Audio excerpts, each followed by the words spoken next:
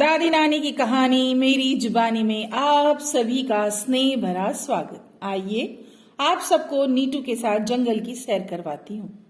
नीटू मेरा छोटा भाई है। बचपन में से जंगल और रंग बिरंगी तितली, चिड़िया, हाथी देखने का बड़ा शौक था। हम काशी में रहते थे। वहां तो कोई खास बड़ा जंगल नहीं था आसपास, लेकिन मेरा ननिहाल जहाँ था वहां मामा के घर से थोड़ी दूर पर बड़ी सी नदी पहाड़ी से बहती हुई निकलती थी। नदी के पार एक बड़ा सा जंगल था। उस जंगल में बहुत से जंगली जानवर है, ऐसे मामा कहते थे। उसी जंगल में एक हाथी का परिवार भी पता नहीं कहां से आकर रहने लगा था। रोज एक हाथी का बच्चा अपनी माँ के साथ नदी पर नहाने आता और पानी सूंड में भरकर पिचकारी की तरह फेंकता था। मेरा भाई जब तक ननिहाल में रहता उन्हें देखने के लिए जाता था। उसने बच्चे का नाम फेकू ही रख दिया था। फेकू के पानी फेंकने से वहां की मिट्टी में जो आम, अमरूद और जामुन के बीज थे वह धीरे धीरे पौधे के रूप में उगने लगे। फिर वह पेड़ बनने लगे। जब फेकू ने देखा कि उसके पानी डालने से पेड़ बढ़ने लगे हैं तो वह आसपास भी अपनी सूंड में पानी भरकर डालने लगा। धीरे धीरे वृक्ष बड़े होने लगे और उनमें फल लगने लगे। अब तो फेकू के मजे हो गए। वह रोज पहले नहाता, फिर फल खाता और वृक्ष के तने के साथ खेलता। कभी वह उसे सहलाता, कभी पत्तों से बातें करता, कभी उसके इर्द गिर्द झूला झूलने लगता या कभी कभी गोल गोल चक्कर लगाने लगता। ऐसे लगता कि पेड़ भी उससे बातें करता, क्योंकि वह भी फेकू को अपनी डालियों से झुक झुक कर छूने की कोशिश करता था। आम के पेड़ के साथ तो उसकी गहरी मित्रता ही हो गई थी। हम हर साल ननिहाल जाते थे, पर पिछले 4 साल से नहीं गई। इस बार मेरा भाई स्वयं ही वहां चला गया और उसके आश्चर्य का ठिकाना नहीं रहा जब उसने फेकू को एक विशाल हाथी के रूप में देखा। वह आम के पेड़ से लिपट लिपट कर खेल रहा था। फिर जाते हुए बोला, देखो दोस्त, मैं 2-4 दिन के लिए जंगल की दूसरी ओर जा रहा हूँ।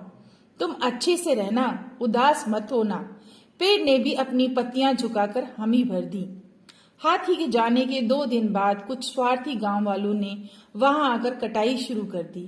देखते ही देखते नदी के किनारे के आधे पेड़ काट दिए गए। आम के पास लगे जामुन के पेड़ भी काट दिए गए। बस आम का पेड़ ही बचा रह गया। 5वें दिन फेकू आया। उसे नदी के किनारे की दुर्दशा देखी तो अपने आप को रोक नहीं पाया और आम के पेड़ से लिपट कर रोने लगा। वृक्ष ने भी उसे रोते हुए सारी बात बता दी। तभी वृक्ष और फेकू को गांव वाले आते दिखाई दिए। उनके हाथ में कुल्हाड़ी भी थी। जैसे ही वे पास आए, फेकू जोर से चिंघाड़ा और बोला, भागो यहाँ से, नहीं तो तुम सबको कुचल दूंगा। तुमने मेरे दोस्तों को मारा है, जो तुम्हारी रक्षा करते हैं तुम उन्हें मारते हो। तुम सभी लालची हो, हत्यारे हो, भागो यहाँ से। फेकू का ऐसा रूप देखकर गांव वाले सिर पर पैर रखकर भागे। फेकू अपने दोस्त से लिपटकर खूब रोया और बोला, अब कोई तुम्हारा कुछ नहीं कर सकता। मैं हूं ना, मैं तुम्हें छोड़कर अब कहीं नहीं जाऊंगा, कभी नहीं जाऊंगा। मेरा भाई नीटू दूर से ये सब देख रहा था। उसने भागते हुए गांव वालों को बुलाया और समझाने लगा। तभी किसी ने कहा, पागल हाथी है, इसे मार डालो। तभी नीटू, जो शांत भाव से समझा रहा था, जोर से चीखा, पागल हाथी नहीं है, तुम हो जो अपने ही रक्षक को मारने चले हो। पेड़ हमें प्राण वायु, वर्षा, फल, घर के लिए लकड़ी, दवा सभी कुछ देते हैं। उनके होने के कारण ही हमारा आसपास का इलाका इतना हरा भरा है। हम अच्छी तरीके से यहाँ रह पा रहे हैं। तुमसे समझदार तो फेकू निकला, जो पेट भरने वाले से प्यार करता है, उसकी रक्षा करने के लिए अपनी जान पर खेल गया। तुम लोग तो जिससे प्यार करते हो उससे काटते हो, जिससे खाने के लिए प्राप्त करते हो उसी को मार डालते हो।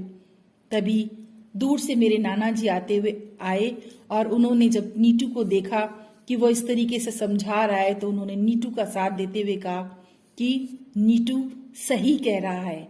आज से इस गांव के आसपास कोई भी व्यक्ति हरे पेड़ नहीं काटेगा।